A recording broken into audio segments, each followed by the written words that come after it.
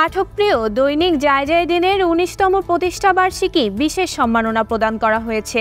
জায়জায়দিন পরিবারের পক্ষ থেকে পেশাগত দায়িত্ব পালনে বিশেষ অবদানের জন্য এবার ৮ জনকে এই সম্মাননা প্রদান করা হয়।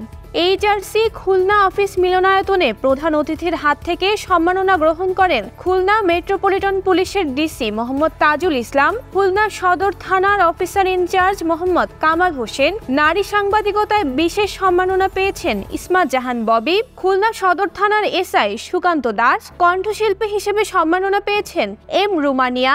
সাংবাদিকতায় সম্মাননা পেয়েছেন জায়জায়দিনের খুলনা ব্যুরো প্রধান মোহাম্মদ আতিয়ার রহমান। এছাড়াও বিশেষ সম্মাননা দেওয়া হয় জায়জায়দিনের senior manager business development Mohammad Nurul Haque এবং এইচআরসি গ্রুপের ইঞ্জিনিয়ার মোহাম্মদ বদিউল আলমকে।